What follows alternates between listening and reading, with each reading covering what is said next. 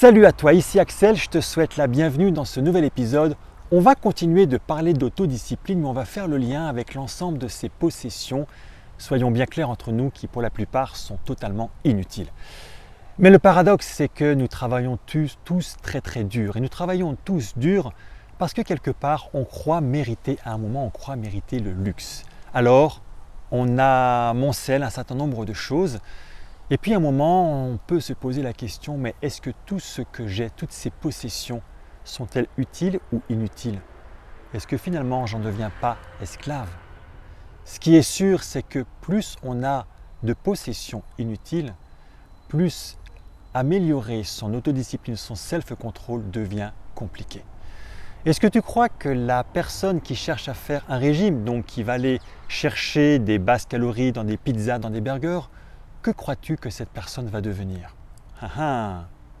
Alors ce que je suis en train de te dire là ne vient pas d'Axel Rocher, non.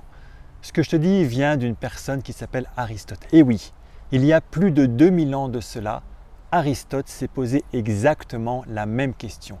Quel lien y a-t-il entre toutes ces possessions que nous avons et la maîtrise de soi, l'autodiscipline, le self-control, la volonté? Donne-lui le nom que tu veux. Alors Aristote est allé plus loin. Il a fait un exercice tout simplement.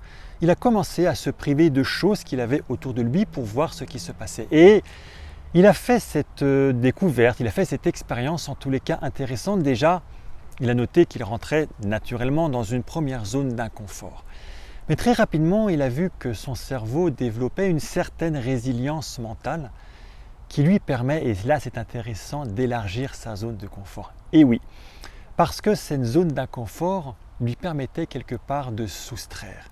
Et il s'apercevait que finalement l'inconfort était suivi par une sorte de confort qui était plus large, comme je viens de te le dire, mais que surtout il se disait que c'était ok que de soustraire un certain nombre de choses dans sa vie. Donc il a continué et il s'est aperçu qu'il était en train de soustraire, de faire le vide. Je ne sais pas si tu te souviens, il y a quelques épisodes passés où j'avais fait ce parallèle avec un verre d'eau. Quand le verre est plein, donc comprends que lorsque ta tête est pleine, c'est compliqué de pouvoir y ajouter des choses et qu'aujourd'hui, on est toujours dans le plus, dans la croissance.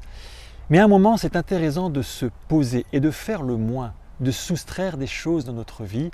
Et ce que nous dit Aristote, et je vais t'expliquer que moi j'ai fait le même exercice, il nous dit que lorsqu'on vient soustraire, c'est comme si on enlevait de l'eau dans ce verre et que donc du coup on fait de la place. Et quand on fait de la place, cette fois-ci on peut choisir de quoi on va le remplir. Et on peut choisir de le remplir de pensées qui vont nous aider à aller plus loin. Ça va nous aider de le remplir avec une nouvelle énergie justement pour pouvoir avoir plus de self-control, d'autodiscipline, de maîtrise de soi, pour pouvoir justement se construire ce lendemain plus heureux. Alors c'est intéressant parce que le troisième point, c'est que Aristote s'est aperçu qu'en ayant moins, il devenait plus heureux. Alors je te laisse à cette pensée, mais est-ce que la richesse finalement, elle est vraiment si extérieure de ça? Est-ce que c'est finalement avoir beaucoup de choses qui sont peut-être inutiles, des choses dont on devient peut-être un peu esclave, ou est-ce que la richesse, elle ne serait pas toute intérieure avec la maîtrise de cette pensée, avec la maîtrise de notre autodiscipline, où quelque part on peut maîtriser notre vie et se créer un demain un peu plus sympathique? Alors j'ai fait l'exercice très simple d'enlever dans mon bureau, j'avais accumulé énormément d'archives et j'ai fait l'exercice physiquement de les enlever de mon bureau. Donc aujourd'hui mon bureau est beaucoup plus clean et je dois t'avouer qu'il y a une certaine... ça fait de la place physique et ça fait de la place dans la tête. Parce que j'ai l'impression qu'autour de moi, c'est moins encombré et effectivement ça m'aide énormément à pouvoir travailler. Et j'ai besoin, comme je te donne beaucoup de choses, j'ai besoin de me nourrir, d'apprendre aussi beaucoup de choses et je peux te garantir que ça aide. Alors je te laisse aujourd'hui à cette réflexion. Tu as le droit de te tenter, de te tester, à faire cet exercice, à soustraire des choses dans ta vie, à tester de te soustraire, de ne plus utiliser, de mettre de côté un certain nombre de choses que tu as et voir qu'est-ce qu'il y en a. Et d'ailleurs, ton retour m'intéresserait. Tu as le droit de te mettre en commentaire. Ce que je peux te garantir, c'est que ça va t'aider une fois encore à avoir plus de maîtrise sur toi et à devenir le leader que ce monde attend, à devenir un meilleur humain pour créer un meilleur demain. Et on a besoin de tous tes talents, de toutes tes compétences.